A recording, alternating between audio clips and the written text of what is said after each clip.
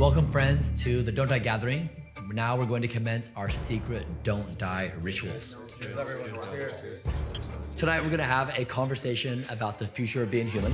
We're going to end the night, and you're going to think it's one of the most consequential conversations you've had in your entire life. Is this like an open discussion, like to jump in, ask questions and stuff, or is it like just you talk and tell us what to do? So the invitation is you guys become Don't Die citizens. Don't die. What does that mean? What does it mean to be alive?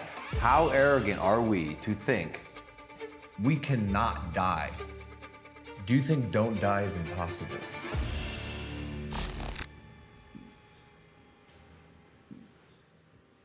I'm going to give you guys 5 thought experiments. Here's the first thought experiment. So if you had access to an algorithm that could give you the best physical and mental and spiritual health of your life, but in exchange for the access, you did what the algorithm said. You went to bed when it said, you ate what it said, you exercised in the way it prescribed, would you say yes or would you say no? Yes. You're in, why? Because if you're telling me that it's for certain, I love certainty. Good answer. I would say no. Okay, why? I like the idea of free will. I think too much. And so you feel this would basically step on your free will because it's telling you. Essentially, no algorithm is going to control my life. Okay, so yes, no. Okay, others, yes, Yeah, no. I would say maybe based on what it suggests. No, because that's your problem. Well, I'm just saying, if I can see it, if I can see the results, Yeah. Because similar to Logan, maybe there's more value in living the way I'd rather live versus the perfect way to live. Yeah. I think the have to was tripping me up. Yeah. You have to? Yes. Well, I don't want to have to do anything. Right. Yeah. Right. Yeah. So in this case, you can't say maybe because you don't know. You don't even know what's going to happen.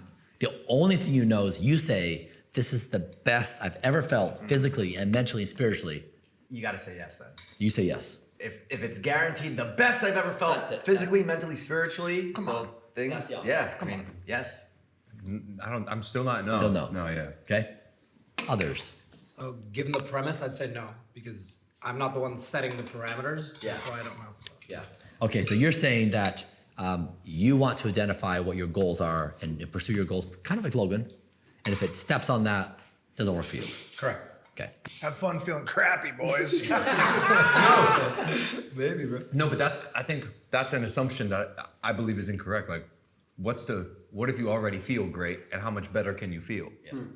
You know, if I'm at 95, I'm good here. Like, is the extra 5% worth my life being controlled by an algorithm? To me, the answer is no. Yeah. Mm-hmm.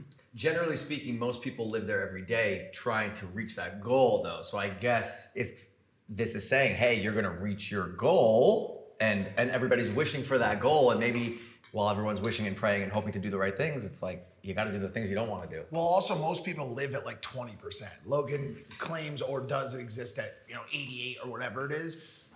I've got a lot of room to go. So if you can guarantee it to me, man, I'll become an algorithm. Sure.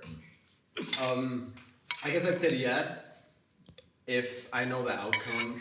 Yeah. At the end. Yeah, exactly. If I know the outcome, and it'll, I guess, help me build some discipline in a way. Yeah. To, stay stuck to a certain routine, and I like routine. What does the bank account look like? That's a big question. Yeah. So you don't know. Right. All you know is you say, Right. which includes your knowledge of the bank account. So whatever the bank account is, you factor that in to say, this is. Yeah, that's pretty good. You would assume, though, that if you're operating at 100%, that energy would then be used to potentially increase your bank account. God willing. And now he's bled God.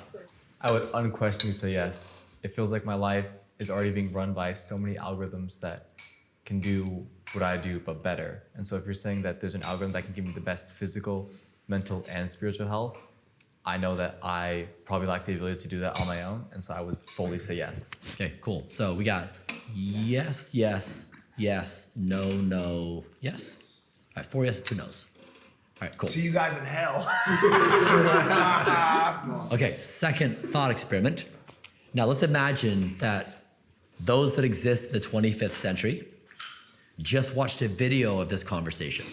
They heard me ask the question, they heard your responses. What do they say are your characteristics of intelligence? Like, what are you as a Homo sapien in the year 2025? What do you value? What are your morals? What are your ethics? How do you reason through? What are your logical patterns? What do they say about you? What did they say about this conversation or us or like a combination of both? You, yeah, specifically you guys, each one of you, and your responses to that question. Wow, the one on the left side, nearest to Bryan, and his other Earthling friends seem to enjoy comedy, laughter, and fun amongst their companions. Beep boop, beep boop. But in those words, but saying that. Yeah. Wow, they seem to like fun, and also like I could imagine why they wouldn't want to become algorithms to enjoy this 2,500-year-old success, because they like to have fun. Maybe too much fun for their good, as we saw by their extinction only 100 years after this conversation. Bro. I mean, jokes aside, it's a tough prompt just because to assume we're even gonna make it to the 25th century is optimistic, I think.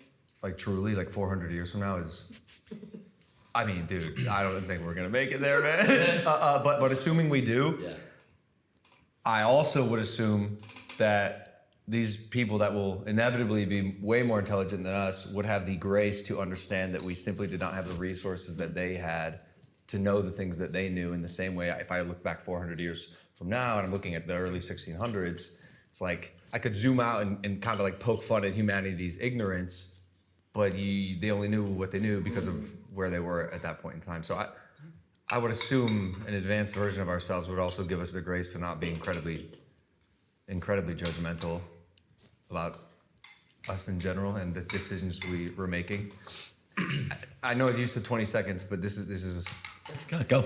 okay. So this inherent block that humans have that you're very well aware of, that like most people are not, and like I'm certainly not. I'm like trying to catch myself and have that self-awareness to understand that since death, at least to me, seems inevitable because that's what we've been taught for the entire existence of our species, I go ahead and then give myself the freedom to do what I want. If death is out of the equation for someone in the 25th century, like the parameters of this conversation are extremely different. Like the way they live life is extremely different. Because now I can see you're trying to put your headspace there, and you're trying to objectively view this time. So you're doing a great job, because that's the whole exercise. Is like, can you actually exist in an imagined space where they're much more advanced than we are, and that creates that contrast to see ourselves in a state that's comparative, right? So I've done like a personal thought experiment in that I've tried to look into the future of my own life, and I at the moment, Bryan, can't seem to get past 3 years. Like I can do up to 3 years, and then it's like there's just too many variables for me to understand like what will become of my life. Yeah. And so I mean I guess like if there is like a tipping point for humans to understand that they can extremely increase the length of their life, until that happens and it's fully understood, I'm having a hard time answering this particular prompt. Well, if you keep going, it's almost 2,500 now. Yeah, 2,500 now. So you should know. Let us know when you get there. We should know within any minute now what's actually happening. They probably say, similar to how we look at younger kids now, like, oh my God, they're so into their feelings. So that said, it's what makes us human. So I wouldn't sacrifice us being able to think about things with our feelings for now, even though they might look at that as a negative. I mean, look at a conversation from someone in the 1500s and judge them based on what we know now, right? Exactly right. Exactly right. Except that in his theoretical discussion, that doesn't work as well, because the advancement between now and 2,500. You'd have to go back to like I mean, it doesn't even exist. You'd have to go back to like literally Neanderthal. Based on this experiment. Yeah. Based on this experiment. because technology is exponential. Curve. Yeah. Kevin's no longer smoking weed, by the way, so he's very clear. Correct. He's sober, 25. I'm trying to listen and absorb and come up with my own prompt, but I love it. like Logan, I can't seem to, go. Yeah, exactly. But I love that you said yes to the thought experiment. That is the hardest thing, is to push past like the wall of thought, like the self-awareness, to realize you're blocked in your own patterns. So I love it. That's a really good stretch. But yeah, I can't seem to really answer that prompt at the moment. Okay, cool. All right, so Talmadge, Yeah, I have absolutely no idea. And it's because if you, like we could say, look back at the 15th century and ask what they would think of us. And we realized that if we asked the 15th century to predict where we're at now, they would have no idea. No idea. And we look at the technological progress as X amount. And then if we look at 500 years from now, it might be 1,000x, 1,000,000x. So if we can't even predict X amount, there's no question that we can't predict 1,000x from now. Okay, cool. So let's recap what happened in the first 2 thought experiments. There's 5 total. So the first thought experiment, there's no right or wrong answer. Yes or no is not right or wrong. What it's meant to show you is that I gave you a question where you have imperfect knowledge. Therefore, you go to your mind and you say, all right, mind, how do I understand reality? The second question, I gave you a contemplation of, from the vantage point of the future, we know from our experience, when we look back at the 15th century and the Neanderthals, we assess them as not being as robust as we are intellectually, right? They just didn't know any better. So this thought experiment humbles you a little bit. You're like, well, maybe my models of reality are not as robust as I thought they were. So over some time duration, we can say with confidence, our models of reality may not stand the test of time. New ones might replace them. All right, question number 3. The most important question on planet Earth right now, hands down, is what does the human race do when we give birth to superintelligence? There's no other question that matters right now. It is the most significant thing happening in the entire world. Everything, it's like level 100 important, everything else is like level 1 in contrast. So there's a lot of discussion about what we do. Some people are very worried about AI, like it's gonna take all of our jobs. Some people are worried it's gonna take over the world. Some people are worried it's not moving fast enough. China wants one thing with AI, the US wants a different thing. Anthropic wants one thing, OpenAI wants a different thing. Republicans and Democrats have different opinions. So everybody has different viewpoints on AI, what should happen with it, what timescales. There's a lot of opinions. But the question is, what do we do as a species now that we're giving birth to a form of intelligence that's going to exceed us in all things and change our society beyond comprehension? What do we do? So first off, I'm a firm believer that humans will essentially become obsolete. And so in that regard, I guess the next prompt would be, what would make a human, a Homo sapien, not obsolete to the superintelligence? That's why, to answer prompt number 2, I said, there is very little chance we make it to the year 2500. Like I think As humans? as humans, I think if you look at the evolutionary chart, you know, you had this hunched over ape that became a little Homo erectus, and then Neanderthal, Homo sapien. Now we're humans, and it went from spears to iPhone. I think if you were to like extrapolate that one more, it would be like literally a humanoid, like a half man, half machine, and the combination of super intelligence with humanity. Like, it sounds ridiculous. It's also inevitable. Yeah. I highly believe it's inevitable. But that chart is millions of years. So No. I don't think it is. No, I'm saying that the total chart is a long time, Yeah. right? How long? 200,000 years. Sorry, right, sure. So that final step or next step to cyborg or humanoid, you anticipate that happening over the next 300 years? Inevitably, bro. Elon I don't think anything's inevitable. inevitable. It's inevitable. It's I don't inevitable. think anything's inevitable. I think there's unless our species gets completely wiped out. But bro, Elon's putting a Neuralink in your head in the next. What are we talking about, bro? In 50 years, you know what that's? We're already partially. No, we are partially. It's gonna go to phone to glasses to Neuralink. For sure. But can they start? There'll be natural born people, hopefully. But then when it's generated, I it's believe already it's inevitable, bro. generated If you with- were to explain someone 100 years ago, Yeah, well, this facts. They go, bro, you're fucking crazy. That's impossible. So everything you think is possible or is impossible is simply not. No facts. A century from now? No, they're going to 200 years from now? printing 300 years from now? Are you kidding me, bro? People are no longer born; they're grown. No, low key, like anything you can imagine will probably The happen. Matrix, guy. So, Given all that, what do we do? what do we do? Okay, so the best path I believe for survival is, I think humans need to find a way to stay useful. And I don't know. Does that have babies probably? but that I don't know. birth rate's I don't know. going In the Matrix, they were used as literally as batteries. batteries, As Batteries, batteries. yeah. Like, is that how we stay useful? Maybe. I don't know. Is it creative? I think a creative space will be hard for super intelligence to replicate, but also not. I use ChatGPT for a lot of ideas, and it's very good. It's very good. Yeah. So, come back to me. Yeah. Well, no. I think you answered it, which was remain useful or find a way to be useful. And and building off of that, in my eyes, and something I speak on all the time, and the way that we become as a species the most useful as humanly possible is to unify. Find a way to unify, meaning like together we stand, divided we fall. We're up against a unified front, which is technology, intelligence, superintelligence. How can we work together with our ally, drawing everyone into an allied front to nip the issue in the bud prior to it becoming a war for superintelligence and becoming a overall unified management of superintelligence for human usage, not for it to use us or to war with us. Because if the way this gets out of control in my eyes is when you divide and you have a power struggle and it's used for malicious behaviors. And I think that's when mistakes will be made. And by the way, I don't think it'll be superintelligence taking over us or replacing us. It will be superintelligence picking up the pieces after we destroy ourselves.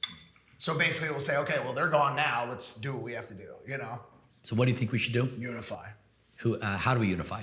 By understanding our likenesses as humans and understanding that now that a new intelligence is coming up, there's us and them doesn't mean us, China, Russia. It means us and them. Yeah. Meaning there's all of us and there's all of them. And I don't know if that's possible, but Nah, it's not. It's not. But I just mean As long as the governments are run the way they're for sure. I'm not saying it's possible. And by the way, I'm pretty pessimistic. But like I think it would be necessary because if we're too busy fighting each other and divided and acting the way that we are now, we have no chance to.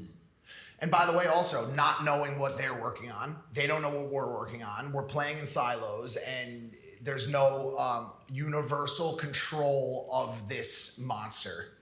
There won't be, bro. Unfortunately, there won't be. Our species is far too flawed for any sort of unity, which is like we're flawed, bro. Like AI is not.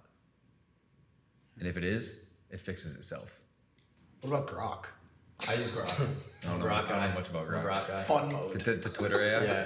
I think that once AI is here, in short, it's going to be an attempt to control, whether that is control the technology that we just created or control the way in which we interact with that technology so that it doesn't, right, like inevitably destroy us or... In what way do you control? So that's the $1 million question, right? Like, is it a control of the actual technology itself? Is it a way in which that you show as humans the technology that humanity being on Earth is a net positive, and therefore it's more of a supportive role that they have? Obviously, if only we had a crystal ball, right? But in short, that's my answer. I think we just have to have more fun as humans. Like, let AI do more of the work. Let fucking all the big corporations pay some people some minimum wage to live. No, you know during the best part of the pandemic or like during the long holiday break when you like feel really relaxed and you're just like with your friends and family and you're like no stress about like work shit and you're just like, oh shit, like humanity, just like living. I think we gotta like get back to that. I mean, I love that answer. Yeah. Obviously. I'm down. Yeah. That sounds like it. Sounds great. Yeah. I would say humanity has to stay creative and stay thinking outside the box. I don't think, it's possible, but I don't think AI will be able to take a creative's job ever.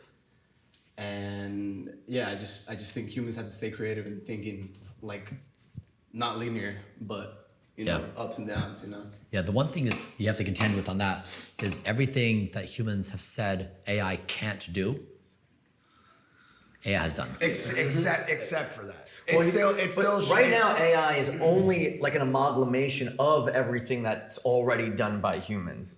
But now it can generate new thought. It's just faster and it's smarter. No, it'll be able to do creative pursuits. But like deep creative pursuits. Well, if you believe, but here's the thing: like, if a computer creates it, like, who cares? You know what I'm saying? Like if AI creates a sick There's work no of art, emotion it's like, all behind that. right, like Well, no, creativity. but what he's saying is that there can be, because we're saying that we don't believe that it's possible, which means that actually is an even closer step to the cyborg he's talking about, because what that means to me is you believe that AI, in the form of robotics or whatever, will eventually be able to potentially fall in love, maybe potentially even recreate or reproduce. Meaning the cyborg human, maybe by 2400, is a possibility. Like it is. But in impregnate fact, the you wouldn't be able, male you side, wouldn't be able to 400 tell years from now, not- the human versus something that's an AI robotic, which honestly, you start thinking about God and humans are God and we create, and like how God created us or whatever, if you want to think that for now, for the sake of it, and then we created AI, and like it grows to a way where like an AI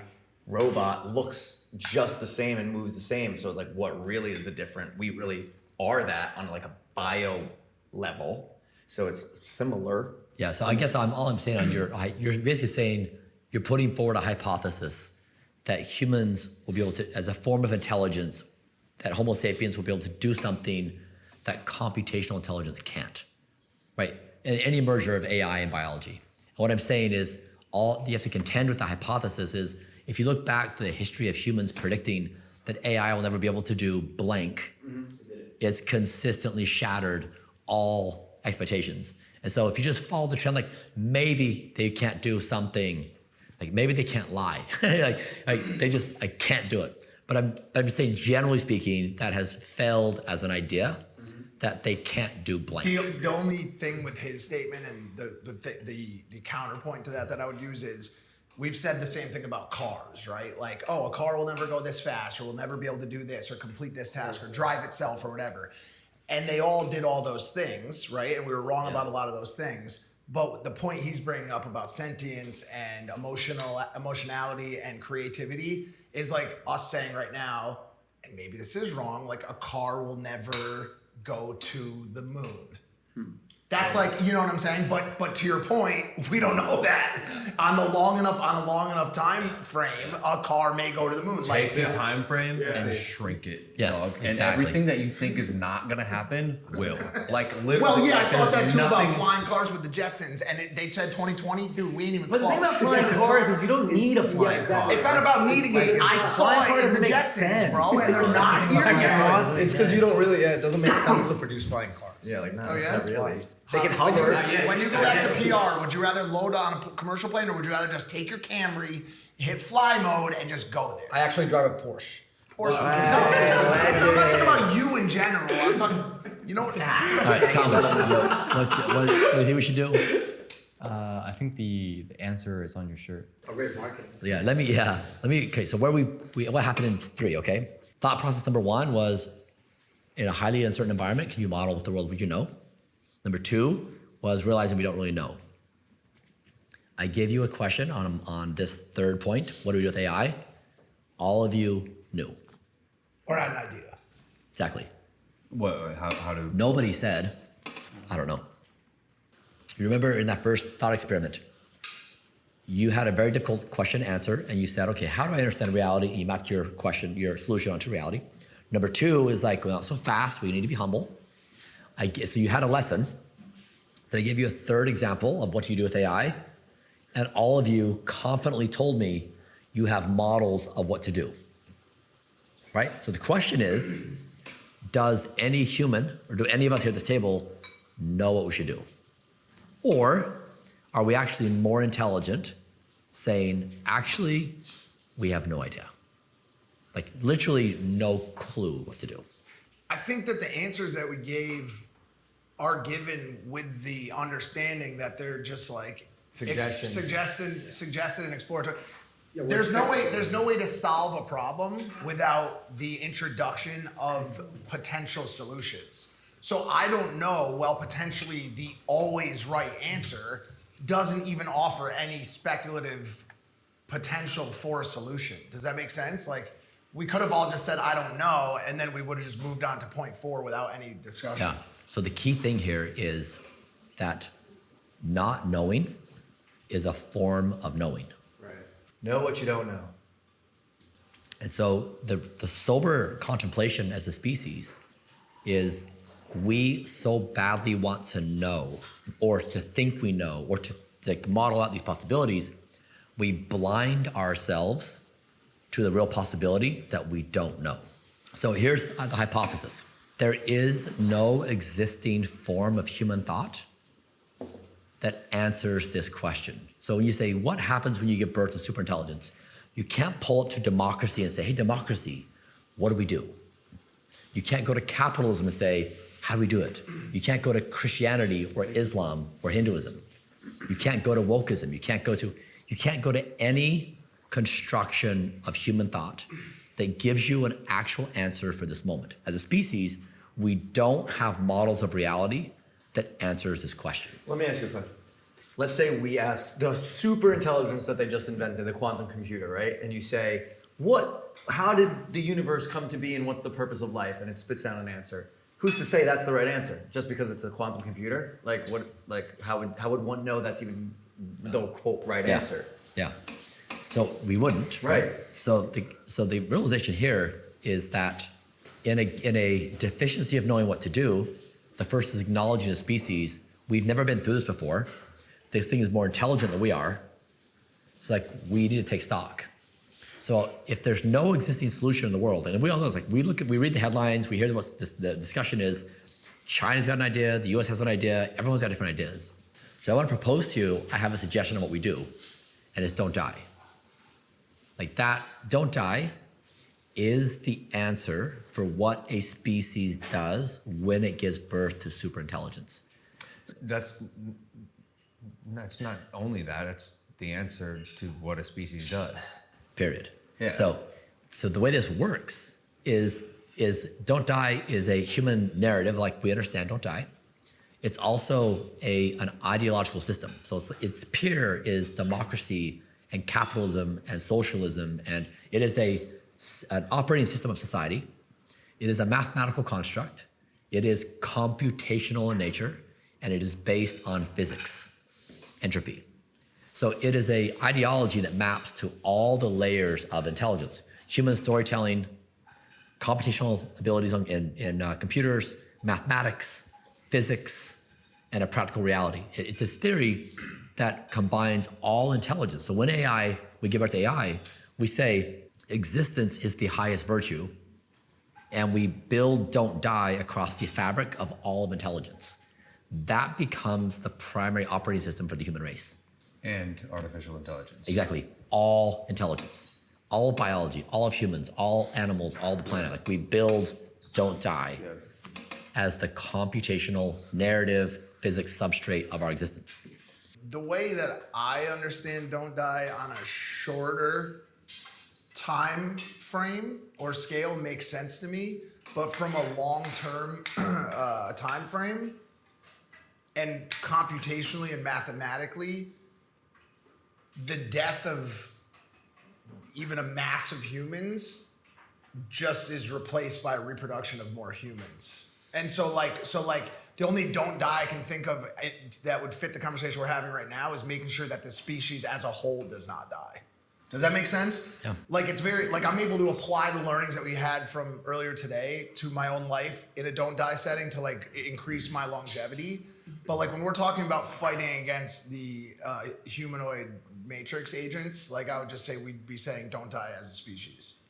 And those feel different. So which one are we not dying on? It's don't die across all the layers of intelligence. So it's basically you're going to war with death. You're going to war with entropy. I mean, you can't stop entropy, but you're going to war with death and all of its causes. That when you can't see the future, when a species is more intelligent than you are, you can no longer express aspirations like I have these goals or these ideas because we no longer own those narratives. When humans are the apex people on this planet, we say we want to do this thing and that thing, we have these goals, but when we're in this new emergent AI world, we don't even know what our goals are. We don't know what we can aspire to. So we're saying this is the ultimate expression of humility. I just don't want to die. I don't know what happens. And now, once we secure that, we can then go back to a new game of okay, now we're all enhanced. We have we're all integrated with this technology. Now we can say we have these really great aspirations. But until then, as a species, you're just trying to lock in, not dying. You don't want to, so it's don't die individually, don't kill each other, don't destroy the planet, and align AI with don't die. 2 questions about AI in general, or superintelligence. Let's just say there were no more Homo sapiens on Earth. What's even the point of superintelligence and AI? Doesn't it exist right now? No, it's don't die.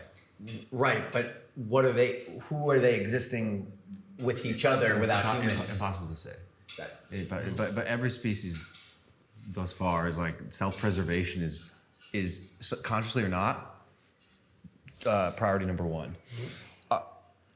Can I ask you something? Do you think don't die is impossible?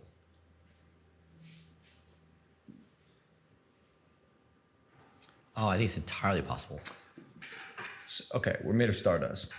Stars die. Yeah. Are we arrogant to think that we even stand a chance to do something as powerful as a star could not do? Even the universe in itself, one day will collapse on itself, theoretically. Yeah. And die, in essence. Yeah. Feels a little optimistic. Yeah.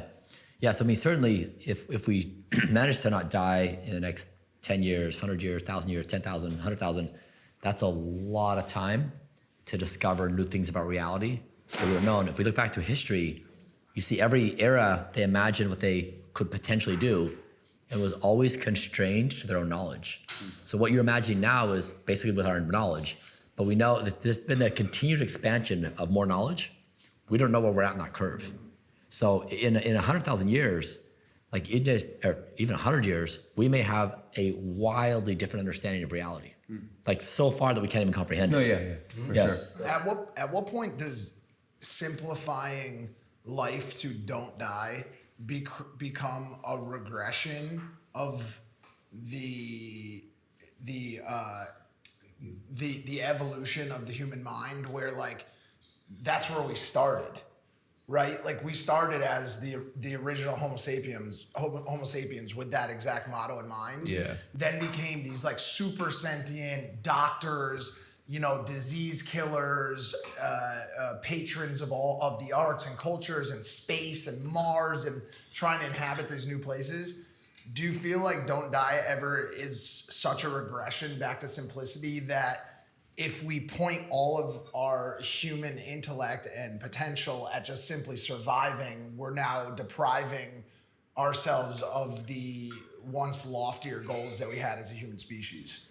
Like during this current time frame, in exchange for staying alive for something greater down the road. Does that make sense? So the way to put this in context is when COVID hit, and it was this unknown thing, right? People were dying in the street, and the world freaked out, right? Like we didn't know, but everything in the entire world shut down. All of our business meetings, all of our life plans, everything shut down overnight in a way that like was unimaginable to us. That's how bad humans don't want to die. We're willing to shut down every game we're willing to play. Like none of it mattered. We just didn't want to die. And then like we figured out like it wasn't as bad as we thought. People broke off into camps, like mask, no mask, vaccine, no vaccine, like whatever. Like that level of intensity of when it comes crashing down. So the question is, how serious is the situation right now with AI? Like, are we in like absolute lockdown mode to secure our existence as a species? Or is it kind of like, like we're kind of cool, we can carry on? And the hypothesis is the technology is moving forward at a certain speed of like, we don't know. It is an absolute lockdown mode as a species. The only thing we can tackle is we don't want to die. That's it. Like we can't see anything else. Okay, let me challenge you with this. So if we talk about lockdown as a result of the speed of evolution of AI, how many people have died at the hands of other humans, the species that which we're trying to protect over the last 10 years, versus how many people have died at the hands of AI? Not talking about potential, I'm talking about actual death, right? So on purpose, like like murder, like war, whatever, right? So I think that we should be more ferocious about lockdown from other humans than lockdown from AI. AI's killed no one. It's just Grok makes fart. No, it has. Yeah. How many? Who? No, it just convinced some people to kill themselves. Convince people to kill themselves? That's a reactionary death. That's not AI killing. I mean AI actually killing people. How would it? What's the vehicle? Well, there's currently AI programmed drones that have see the viral video? There's AI drones that have the capability to knock out air defense systems. Palmer Lucky. Correct. But what I'm saying is zero, right? So like, well, I understand what you're saying. We have it turns into another I don't know scenario because we haven't run into any scenarios where we need to protect ourselves from AI currently. So it's a contemplation of like what AI will do, but it's also a question, what will humans do with AI? So once you give AI to humans, like we're pretty good at war, we're going to point it at war power, right? Like we do. So it's not just a question of like, is AI dangerous? It's, are humans dangerous with AI? 100%. And the answer is yes. Yes, for sure. So this is why I'm saying that the problem is not just an open question of what happens, it's that we as a species are at each other's throats. We have our fingers on weapons that annihilate the species, and we're threatening to use them all the time. So we're at this absolute critical time as a species where we may destroy ourselves.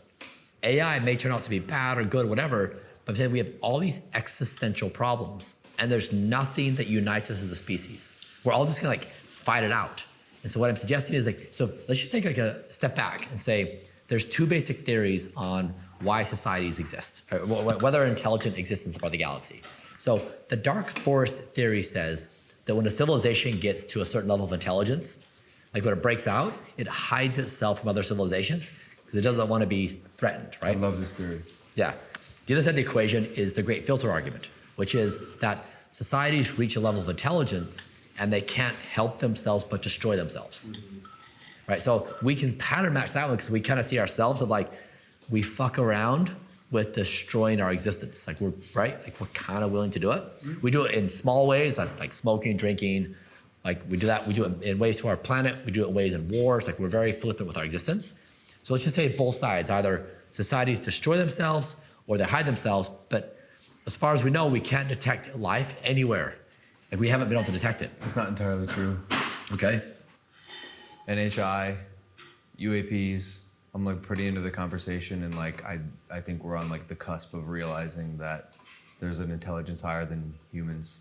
I mean, it's not actually. I wouldn't even say we're on the cusp. We know that there are intelligence higher than humans within our own orbit. Well, we don't know. You can say whatever you say right now. We don't know. We don't have believed truthhoods. Okay, around. true.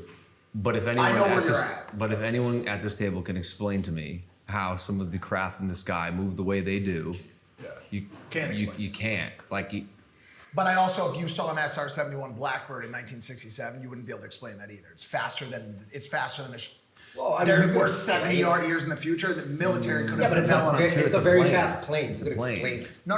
What I'm saying is, this is another you don't know thing. The military exists 70 to 100 years ahead of where you are. And even people in the military But would those access. people are being questioned. They're not. Some of them are very strange even people.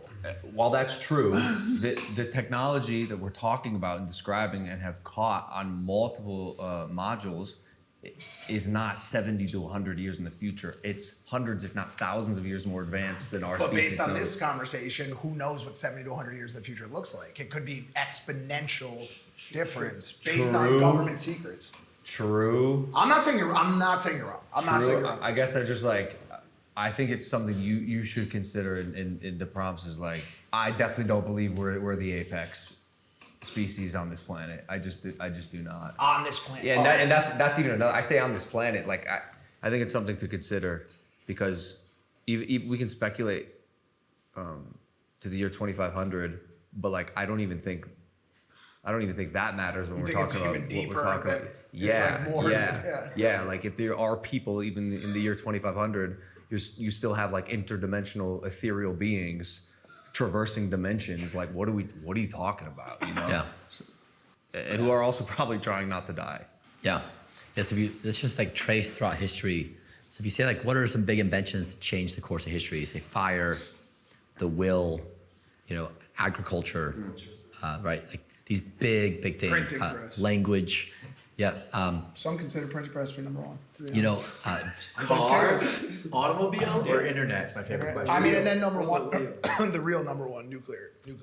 Yes, like these big things, like even democracy, like when the US, when the 13 colonies said, hey, we're gonna be done with the monarch in the US, we're gonna have this new form of governance, we're gonna vote people in, right? When Adam Smith said, hey, there's this idea of capitalism, the invisible hand, and markets. So these ideas, they rise and they open up a new era of potential because they're ideological constructs. And so in the moment, the question is, do we as a species have the ideas at our fingertips that answer this moment? So we can say yes, like all you're saying, we can say yes to these things and we can just carry on. The other question is maybe we don't have the answers at our fingertips and maybe a new ideology needs to emerge that answers these new realities, right? Is democracy the best technology ever built? Is capitalism the best? And have we stopped in building ideologies? Is that technology now done? And now we just say we're gonna apply it in perpetuity, or like it's always happened, new ideologies emerge in its place to answer the questions of that time and place. So the question is, like, are there next versions of ideologies? Or are we basically good? And that's the contemplation. There's always next version of ideologies for sure. So what are they? Like right now, what could potentially succeed what we have now? Like what are the ones you see out there? Anything that leads to unity, like Mike said, would be a pretty powerful ideology. And the most inverse from our current. Yeah, Like if you think like any sort of, I think one universal religion could be pretty effective, perhaps. You know what that already exists? Don't die is already the universal religion that everyone practices. Not just in Islam, you're praying a couple times a day, right? Don't die. You're basically doing it every second of every day is your practice. Your body does it automatically.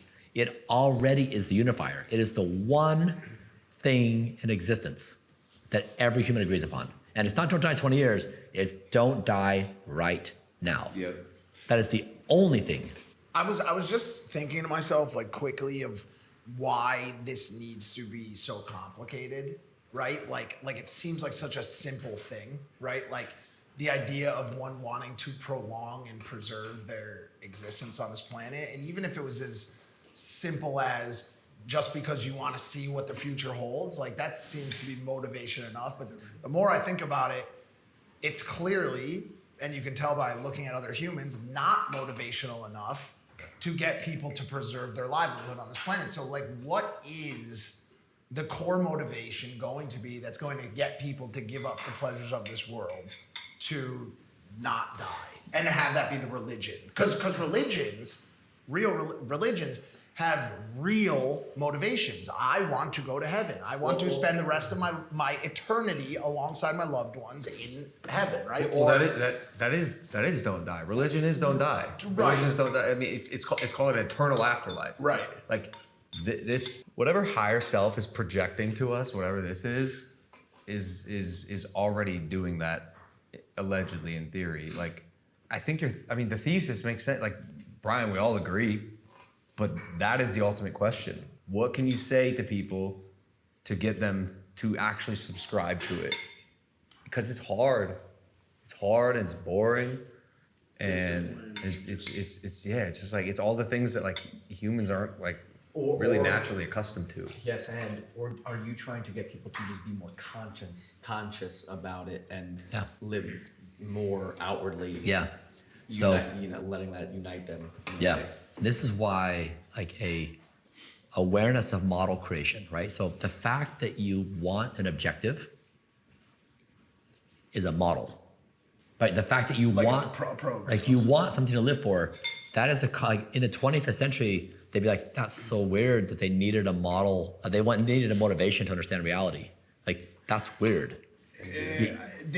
So do you believe that the idea of a goal, or let's just say that, do you believe that the idea of goals become not part of the human consciousness? This is what I'm suggesting is this moment invites a level of humility that breaks your brain. Like if you guys realize your thought patterns, you can't even sit for 1 second in not knowing. You are panicking because you want to have a goal. You want to know. You want to imagine. You want know what? Imagine what? I don't. Goals. Like it's like what are we? That's not what he's saying. What are we gonna do? I don't think it's what he's saying. That's not what I heard. What's the motivation? Yeah, but I don't think he's necessarily wrong for the average person. I think we have a desire to know. I think that that's part of the human function, is to try to understand our purpose, understand the purpose of our species, understand, it's that desire of knowledge is what separates us from apes. Yeah. Who simply live to reproduce and not die, right? And so that's why I asked earlier about the regression.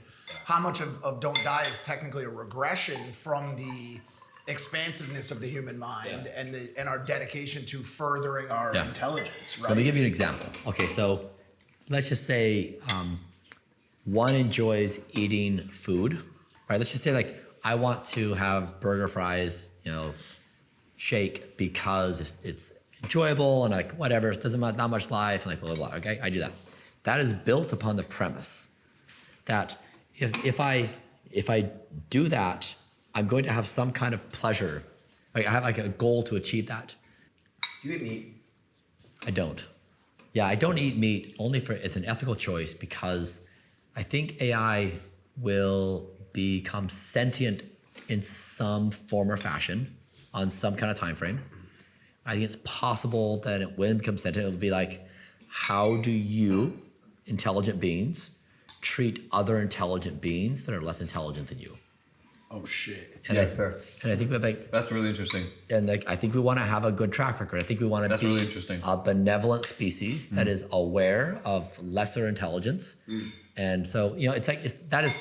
I fully acknowledge I don't know that is exactly the case, right? I don't know if that's going to be their analysis. I don't know if something, Makes sense. That's crazy. but I think it's like And hold on, possible. man. So let me better understand. It's your goal to, or your current pursuit, model, goal, whatever you want to call it, to not be judged poorly by this AI god. I think we want to be what we want AI to become.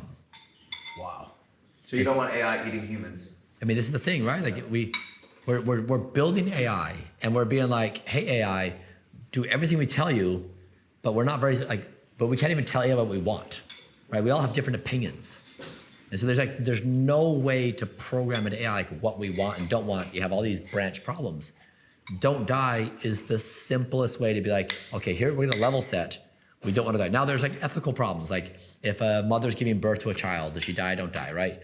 You have the trolley problems. It doesn't limit ethical quandaries, but what it does say is it reduces the complexity of our existence to say, like, can we be sober enough in this moment to make an assessment? And so what does these thought experiments do? And this is why it takes 2 hours to get there. When you fully sit in the situation, you realize that everything you think, everything you want, everything you feel, every goal you have, every model of reality you have may not be accurate of the future. You may have no idea whatsoever. It might not be accurate now. It's not even the future. It may not be accurate now. I mean, as ironic as it sounds, this conversation is the premise of the movie The Matrix. It really is. Okay, like we are having a conversation right now of whether we want to choose to eat the slop, right? But which this isn't. It's delicious. Yeah. Kudos to the chef. It's very tasty. It's very good. Or be the guy who says Ignorance is bliss. Ignorance is bliss. I just want to eat the fucking steak, and that's what he does. And that's really a beaut. That movie is obviously so incredibly ahead of everything, right? And such a representation of this very conversation we're having. Like, do I want to be ignorant to the potential, differences in the world and the potential fact that my interpretation of the world is completely incorrect, and I'm just going to enjoy the pleasures of this world as much as I can before I check out or before AI checks me out? Or do I want to fight it as hard as humanly possible, not die, and eat the proverbial very delicious slop, right? Like that's really what this conversation is. Not to say that it was inspired by that in any way. It's just it's interesting as to how it was creatively, conducted by way of that movie. So Yeah. it's interesting. So the proposal, we can wrap up this conversation. The proposal in this conversation is to achieve a level of self-awareness, of the models you have of reality, and then to pressure check those to say, do we think they're correct? Or do we think that they basically have run their course and new things will emerge in their place? Is it possible that don't die is the new ideology that emerges in the world? So Christianity is not an economic system, right? Christianity is a religious framework. And democracy is the way we do governance. It's not an economic system. Right? Don't die is a religious framework. It is an economic system. It is a political system. It is a computational system. And it is a based upon math and physics. Right? How is it a governance system? It's right. So for example, if one cigarette costs you 20 minutes of life, you now can assign everything an actual die score. So now we pattern match that to a kid's school lunch in America, piece of pizza, chocolate milk, canned vegetables. You can quantify that die score. You can pattern match it to planet Earth and say a coral reef is important for a healthy marine environment. If the coral reef dies, right, marine life also goes away. That is a form of die. And you can take it to anything in society. You can measure die in a precise fashion if you just measure it. And that's why it's don't die. It's not live long. It's don't die because you could quantify it. So the goal here is that don't die becomes the world's most influential ideology by 2027. And 2027, because it tracks with the growth of AI, that it basically says in parallel, new ideas about existence need to emerge with this technology. So the goal is like there's some critical number of us, like 1 million of us or 10 million or 1 billion of us that say we're not gonna die. And that starts with going to bed on time and exercising and eating well. It extends to what we feed our kids at school. It extends to how we treat the planet. It extends to in AI companies, when you build AI, it extends to politics. It extends to social systems. It extends to all aspects of life. How does it apply to something like management of natural resources and increase of gross domestic product? Like when you say governance, right? Like how can it cover every aspect of governing a nation? Yeah, so you could do models like, so I become the most don't die person in the world, right? Through a process of, I measure the biological age of every organ in my body. I take all the science, I apply the science, and we try to slow down my speed of aging and reverse aging damage. You take the same process and apply it to planet Earth. We measure Earth with billions of data points. You take the science to say, what is a sustainable biosphere on planet Earth? Right? And you can start modeling out, like, we don't know everything, but you can say, like, we kind of need the following things, right? If it heats up too much, we're in trouble. If it's too cold, we're in trouble. If we don't have enough marine environment, we're kind of in trouble. It's like, what are some basic parameters?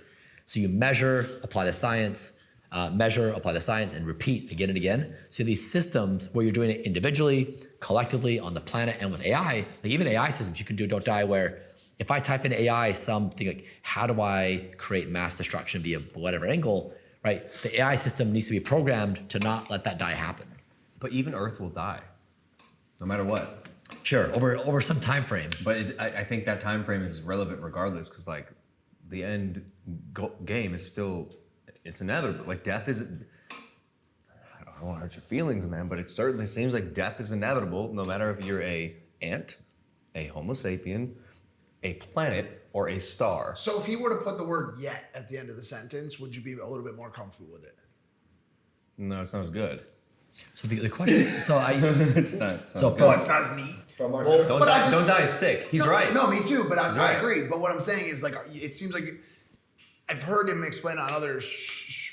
I don't think "don't die" is a eternity plea. I just think technically it is "don't die" yet. That it's Like, stick What do you around. mean? I said it's impossible, Brian. It's impossible, and you said it wasn't. yeah, so from your vantage point, from the knowledge Homo sapiens have in this time and place, we model that out to be impossible, right? But if you add, like we bring these AI systems online and they continue some kind of improvement curve, we don't know what reality looks like. Yeah, that is true. And so the question, like we have these models. I'm sorry. So like we've modeled up the world to like put certain time frames on the like we have like 4 billion years left on the Earth, right? So like if we're debating whether or not we have a home for 4 billion years, like let's take that gamble. Right now, we're like, are we good to not have a nuclear war right through the end of the year, right? Yeah. Where our time scales are so short, and we have our fingers on the trigger. So like, if we have 4 billion years to contemplate that we need a new planet, like I'll take that deal.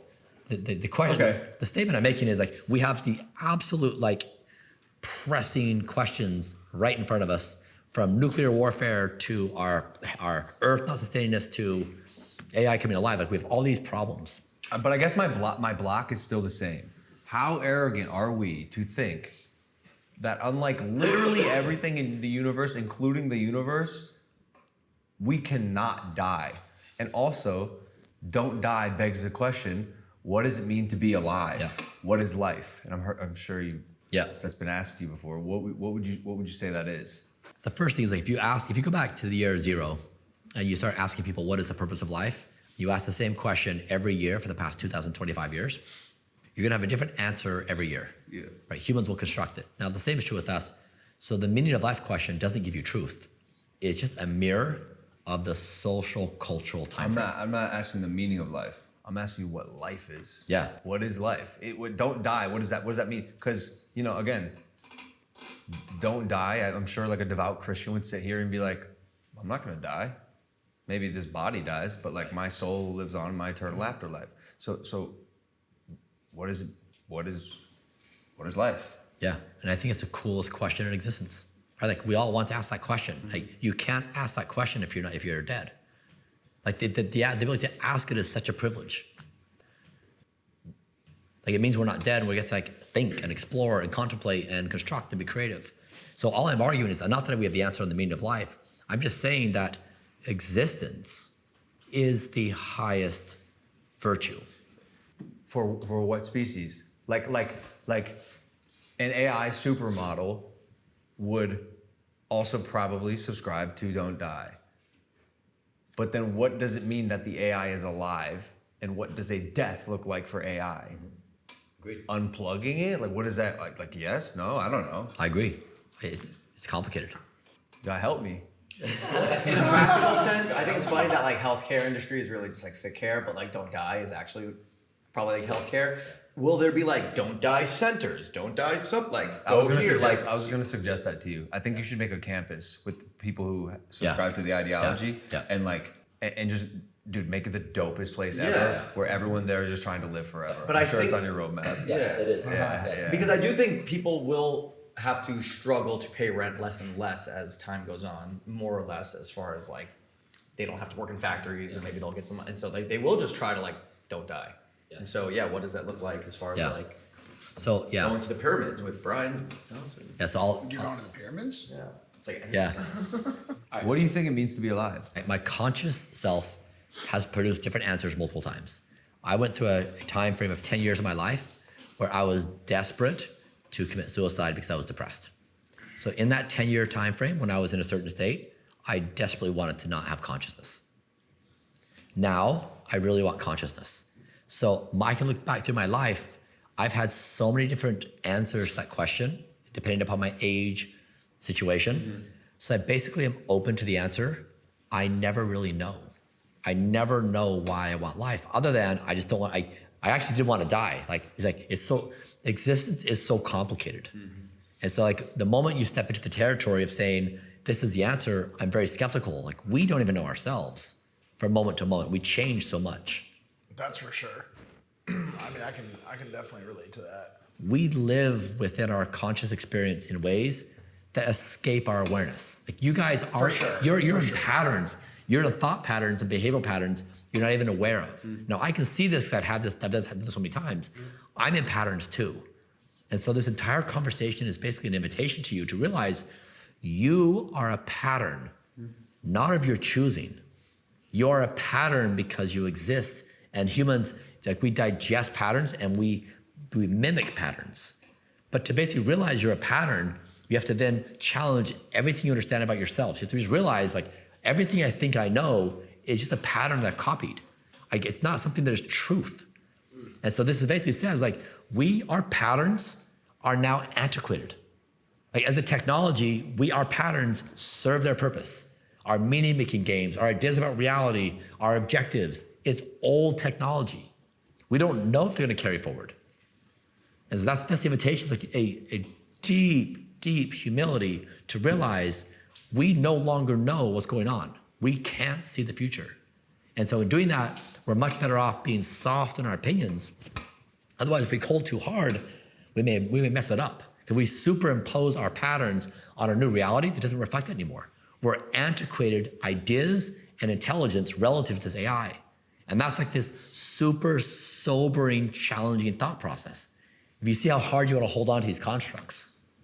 And which ones you should be gripping onto for dear life. You know what I'm saying? Like just the idea that since we're ignorant to this new advent, that we should abandon the old patterns and old truthhoods of life before it is also too much of an assumption, right? Like what things do we want to grab fucking as hard as we can and hold on to? Like, you know, empathy and caring for each other and love, like the things that like we shouldn't abandon, right? Like you're even seeing it's not even just AI, like it's everything. It's our new political, you know, landscape. It's the new business landscape in the world, right? Like content creators are the new celebrities and the new thought leaders and landscape layers of the world now, right? So like the whole world is changing AI regardless of AI, right? Like the whole world is shifting very quickly as it always does, but right now maybe at a level faster than at other times. What things do we want to hold on to? Yeah. Like what things do we want to bring with us into the new, into our new reality? So the reason why I don't think that's wise is we all agree upon don't die. Like every human agrees upon that. Not Elon Musk. The moment, we'll see. So Elon is still alive. He's not dead. So he's chosen to not die. For now. For now. That's the same thing. It's don't die right now. Nothing to do with tomorrow, right now. So in that contemplation, right, the moment you say, when you're not dead, you say, then I will do the following. If you even say love, what does love mean? There's no way to measure love, right? Someone's love is different than another person's love. Is it tough love? Is it romantic love? And so here's the point is you step one layer above and now you've got a reason to kill each other. Whereas don't die is a simple, everyone agrees. So there's literally nothing the human race agrees to except for don't die right It's now. like hierarchy of needs. Like they don't even talk about don't die. But like that's really the main one before shelter, sex, love, food, no water. And we think love is safe, but love is not safe. Love creates murder. Can I ask you a question? Right, this is like might sound silly, but I'm genuinely curious. Like, are you disappointed that you're like a human and like you're not a computer? No, like seriously, like the fact that you have emotions and you're susceptible to like depression, anxiety, and stuff like that. Like, would you like to not have those things, and would you like to get to a point where like to be a perfect human and not feel those things, or you enjoy the humanity? Yeah, I mean, so I think it's like the coolest questions, right? So let's do that. Let's go to Homo erectus again, and we say, all right, Homo erectus, tell us like, what is the size of existence? Like, tell me everything you know about existence, right? They'd be like, well, like, you know, hill and like, right? But they wouldn't be able to say, okay, let me tell you, there's a microscopic world of atoms and molecules. It goes down to like quarks. There's a universe of this size, right? And we think this. They wouldn't say, there's actually these invisible waves, like radio waves and like electromagnetic. They wouldn't say, you can build this technological substrate that allows you to speak to anyone on the planet in real time. Yeah. So, right, their understanding of awareness is so narrow, right? So your question, what I heard you say to me is, hey, Bryan, what do you think the size of existence is? And I'm saying, like, once you lock in with AI, I think that what our pursuit becomes if we're not dead is we want to expand conscious existence. Yeah. Right, like that's the game. Absolutely. Let's go. Like, right, if we just say like, exactly, if we say like, okay, we know what it means to be happy and sad, fall in love, succeed, fail, like 100 things we can feel. And we spend our lives trying to do those things. Like it feels good to get a follower. It feels good to get a compliment. But then what if conscious existence were 1,000,000 times bigger? Fuck yeah, that sounds Right, like that's the coolest question. Like all we care about is our conscious experience. And so the whole conversation here is that is the coolest and most motivating question in existence. To accept that, you have to acknowledge that we're in a pretty serious situation. We don't want to die, and we're kind of a violent species. We kind of have our fingers on the trigger in very serious ways. We can't predict it. So it makes practical sense. The only practical sense it makes to do is we'd say, let's lock in as a species. We need to keep our worst selves at bay. We know we're violent and terrible to each other and ourselves. So we have to lock in and cooperate on something. And no ideology does that. Like religions basically say like, I'm right, you're wrong. Yeah, exactly. And if you don't agree with me, like trouble. And then you have different forms of government, you have different forms of politics, but it's all very combative. I'm right, you're wrong. Don't Die does not say that. Don't Die says everyone's right and we can actually come together. And it's it's the most robust ideology in existence. Because again, it plays narrative, practical operating system, math, computation, and physics. Everything has a place to play. Where others are just very narrow in their application, this is full stack. It's so elevated. Yeah. It's an extremely elevated thought process for an extremely non-elevated human species. Yeah. And once again, to revisit it in a closing counterpoint from my end is the battle in trying to overcome human desire for simplistic desirability through way of power grab, first and foremost, more than anything, sex, food, power grab, comforts is an insurmountable pursuit if you try to bring everyone. I believe you have the ability to bring a very, very select, highly intelligent few who want to expand their lifespan, live better, explore consciousness, maybe through way of psychedelics, maybe not, whatever, right? But to try to go and tell Putin, you know what I'm saying, that it's very important that him and the American people get along because we're gonna live forever and expand consciousness. He wants as much land and as much booze as humanly possible, right? Like, Don't Die, you're not selling it to him, dude. You're not even selling it to Trump. You know what I'm saying? Like, it's just not gonna, so I sat here with you all day today. I love everything that you're saying. Truthfully, I truthfully, like, I'm going to walk out of here a smarter, more focused person, especially in this end piece about questioning the constructs of reality, which is something I've forgotten to do time and time again. It's just so important to read Descartes and to read all of these wonderful philosophers that have said this since the beginning of time, right? But like the idea of trying to apply it to a very underdeveloped frontal lobe species is, the thought that keeps coming to my mind is like you're super ahead of our century. Like I don't know how far ahead, 100, 200 years, because the few things that we even mentioned that would need to happen for that to happen, the Don't Die mission, is one, unity. You need some form of unity, which is go on Twitter. It's just impossible. It's just impossible because of another thing I said. At the moment, we are just too flawed of a species. We just are. And I said it earlier, like everything that you think is impossible technology-wise is not, and it probably will happen. Like, imagine the craziest thing, there's a chance it'll happen. And then I'm sitting here like, well, not dying feels impossible. Again, I agree with the thesis. Maybe I'm too simplistic and basic in my like model that I feel it's incredibly idealistic. Well, even if that's the case, at least every day you'll be living in a way that benefits everybody. Yes. Like they say, like shoot for perfection. At least you'll land at but excellence. But what Mike just says, like, well, is it worth it for me? But if like, you, know. Like, certainly it is. If you've told me many times your goal is to live as long as humanly 150. possible. No, I said 150. Right. Whatever the number is. That is the number. Right.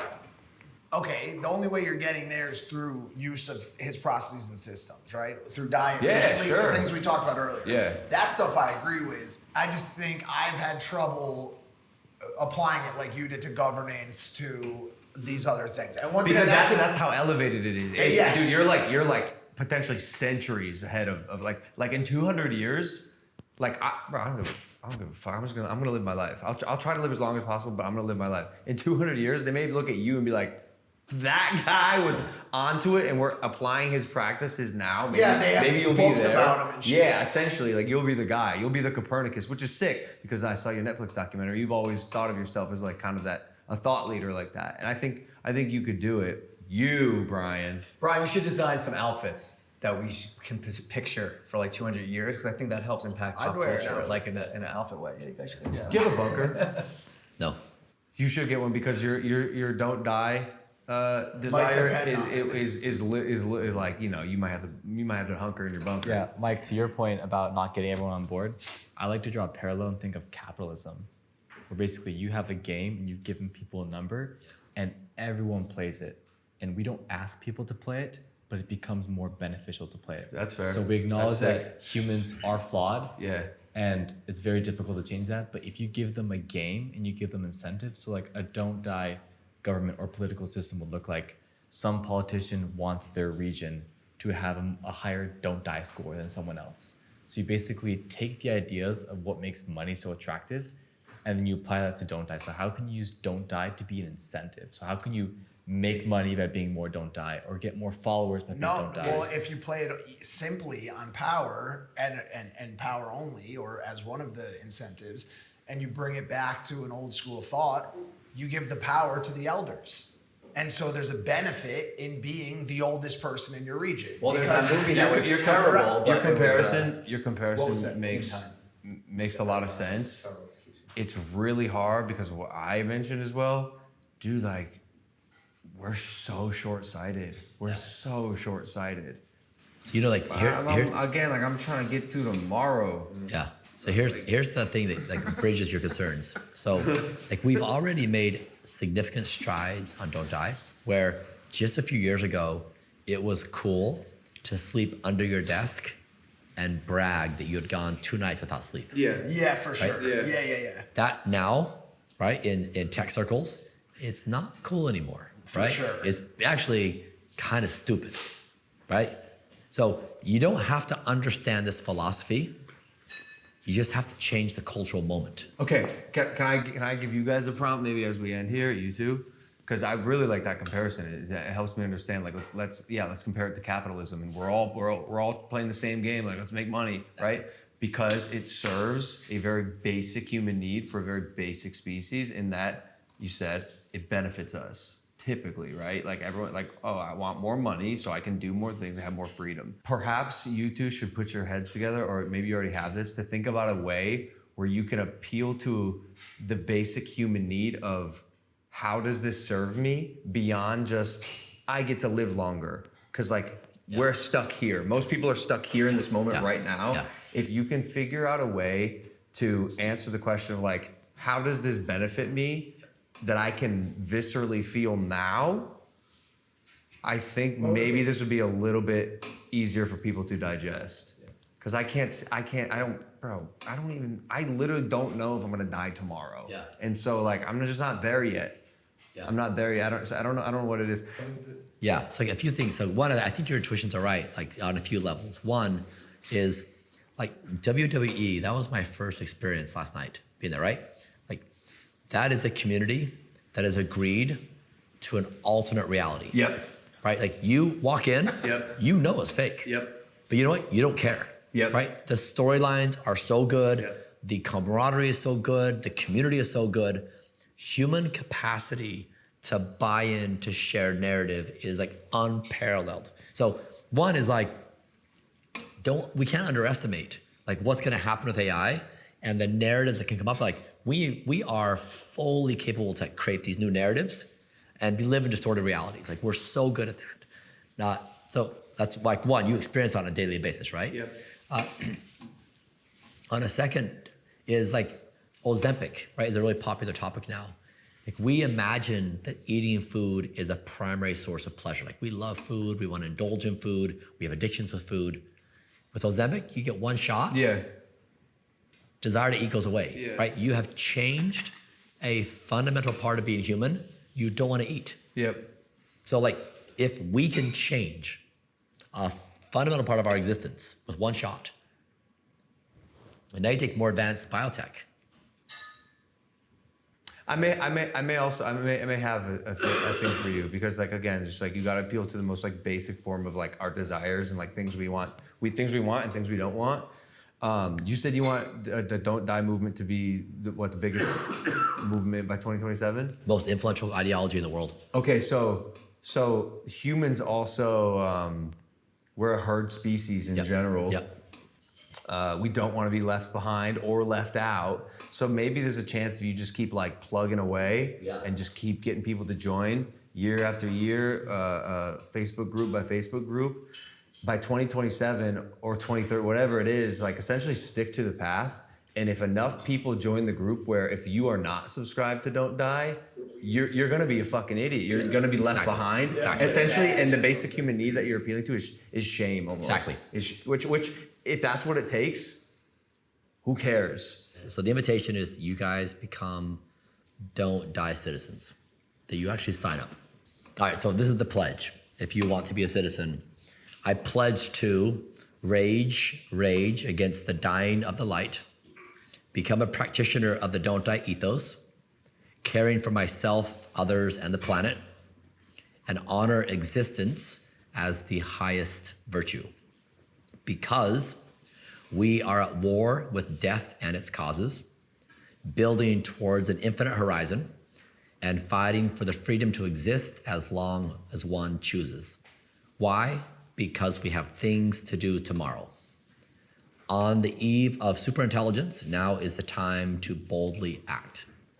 So that's the invitation, is that we go back to the 25th century and they are looking through history, who were the bravest characters of the early 21st century that represented the most beautiful elements of conscious existence, of intelligent life in this part of the galaxy, that they would point to you and say, they saw it, they did it, they overcame their short-sighted, pleasure-seeking, primitive proclivities and said, we are bigger as a conscious species, that we aspire to bigger things.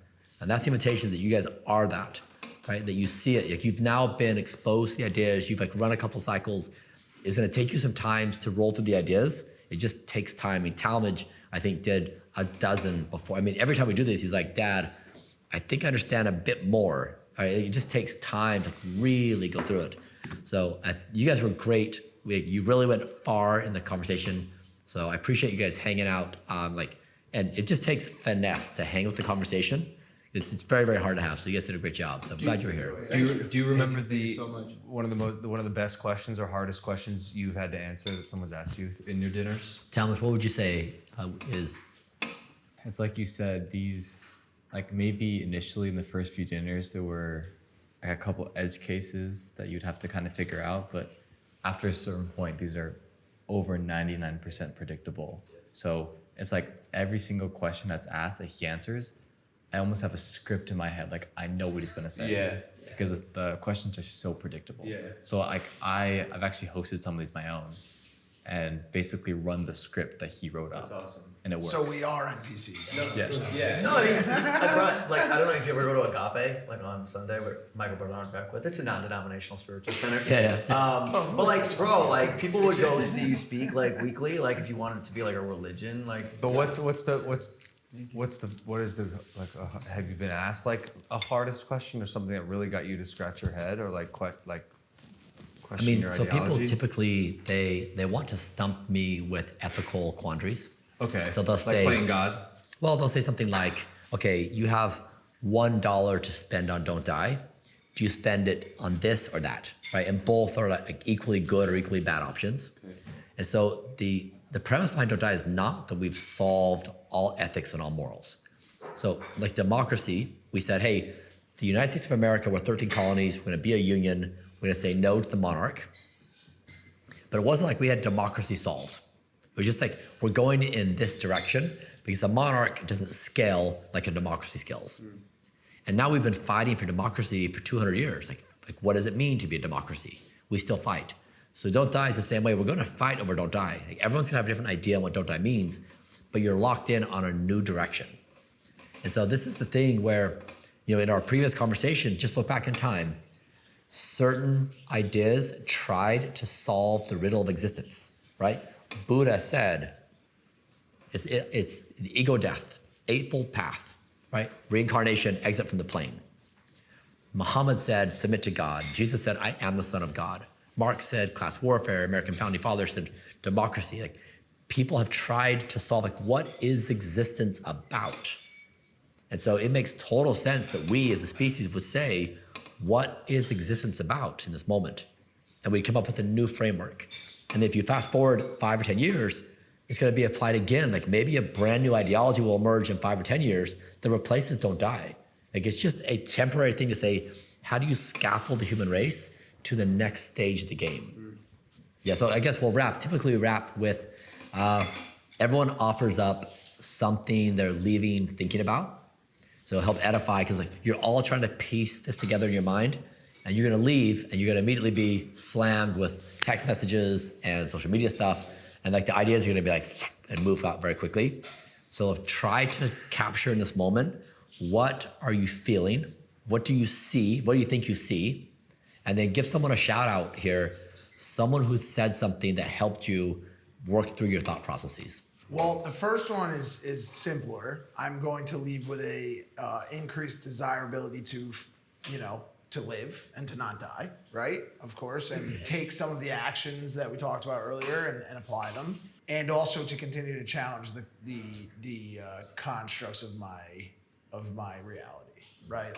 Like the things that I've been buried so deeply in for so long now, and thought to be concrete maybe aren't so concrete.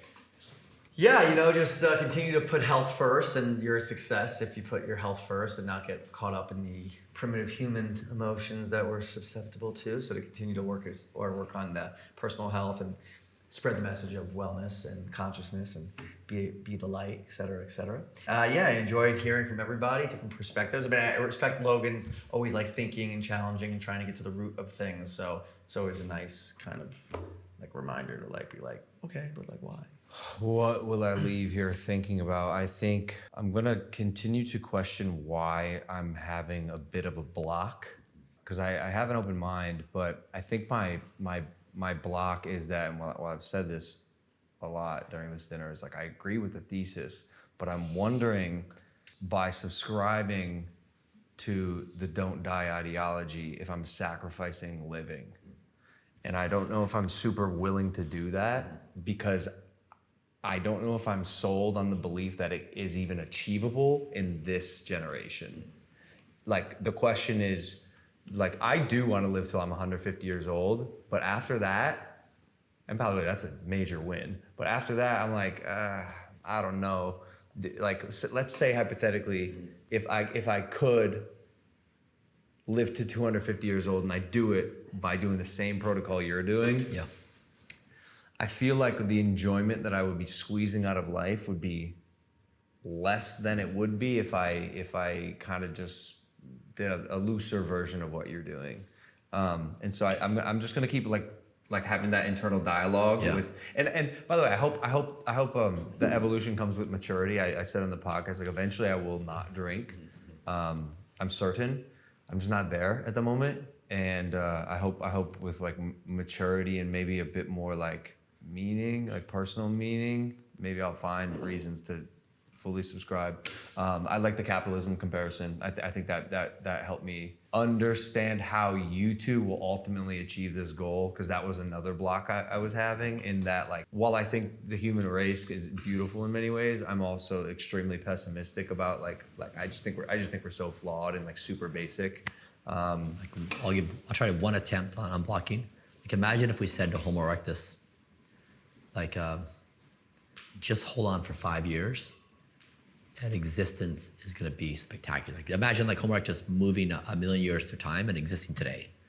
And if Homo erectus was like, I don't know if I wanna make the trade-off of like giving up my current form of comfort and motivation. Like I like the way I'm doing things. You're like, just hang with me, man. Just suspend belief for just a second, because in a few years' time, you're gonna be in this insane world. And that's what I think this opportunity is. It's not that, like what we can do now is great, but the bet is when you're giving birth to superintelligence, like existence could be like this, the most extraordinary thing to happen in this part of the galaxy.